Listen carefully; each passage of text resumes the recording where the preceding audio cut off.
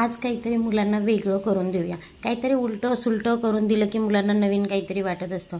सकाळी ब्रेकफास्ट स्कूलमध्येच होतो, टिफिन पण 12 वाजता वगैरे त्यांचा स्कूलमध्येच होतो। मग 2 वाजता आल्यानंतर परत त्यांना काय बनवून द्यायचं हा मोठं टेन्शन। तर चला मी आज काय रेसिपी बनवते हे तुम्ही बघा। मी आज अंडा सँडविच बनवून देते त्यांना, तर थोडंसं युनिक वाटतं आणि हलक्या फुलक्या भुकेसाठी त्यांना ठीक आहे। मग परत संध्याकाळी 7 वाजता 8 वाजता तर जेवतात, त्याच्यामुळे एक थोडंसं नाश्त्यासारखंच त्यांना काहीतरी द्यायचं असतं, हे रोजचंच आहे। तर मग चला म्हटलं करून घ्यावं, तेवढ्यात मुलं आलेच।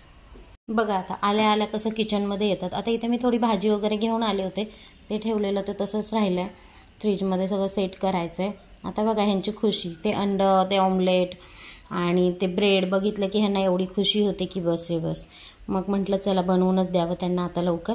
म्हटलं फ्रेश व्हा तुम्ही, मी तेवढ्यात बनवून घेते। तर इथं मी फक्त आपलं जे आपण साधं ऑमलेट करतो त्याचप्रमाणे केलं आहे मी। हळद, चटणी, मीठ, मिरची टाकल्यामुळे मी थोडीशीच मिरची पावडर टाकली त्याच्यामध्ये, कांदा आणि थोडासा चिकन मसाला टाकला आहे, त्याला वेगळी टेस्ट येते। आणि हा चाट मसाला टाकलेला आहे। तर ब्रेड मी गव्हाचेच आणते कायम, ह्यांना गव्हाची चपाती जड जाते खायला मुलांना, पण ब्रेड म्हटलं की मग काय वेडे होतात त्या ब्रेडसाठी।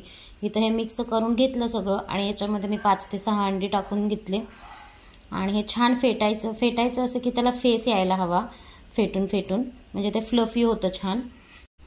तर इथं असं फेटून झालेलं आहे। आता मी 3 प्रकारे तुम्हाला बनवून दाखवते हे सँडविच कसं बनवायचं ते।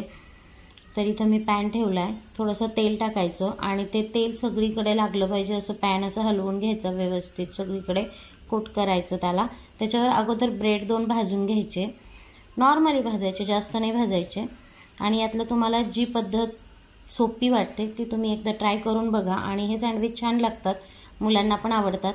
काय ऑमलेटसोबत ब्रेड खाल्लं तरी तेच लागतं, पण हे मुलांना असतं थोडंसं युनिक काहीतरी वेगळं काहीतरी खायचं असतं, ते माझ्यात तर खूप आहे। मग त्यांना असं हे ब्रेडवर दोन्ही याच्यावर मी असं हाताने टाकून घेतलं। तेल असल्यामुळं ते काही चिटकत नाही खाली, अगोदर तेल टाकून थोडंसं ब्रेड मी भाजला होता त्याच्यामुळे ते काही चिटकत नाही। आणि अशा दोन्ही ब्रेडना एकत्रच पलटी मारायचे, म्हणजे नंतर मग घडी घालता येते त्याची व्यवस्थित, एकावर एक पलटी मारता येतं आपल्याला आणि मग नंतर ते कट करून त्यांना द्यायला पण आपल्याला सोपं पडतं। ही झाली एक पद्धत। मी अजून 2 पद्धतीने तुम्हाला दाखवते कसं करायचं। हे असं पलटी मारून घ्यायचं आणि छान असं दोन्ही साईडनी शेकून घ्यायचं आणि तो ब्रेड आहे ना जो, तो असा क्रिस्पी लागतो, त्याच्यामुळे मग ते छान लागतं, मुलांना आवडतं ते खायला। तर इथे मी देते त्यांना आता कट करून आणि मग दुसरं बनवायला घेते लगेच। तर व्हिडिओ आवडलाच तर लाईक, शेअर, सबस्क्राईब करायला विसरू नका। Thank you for watching.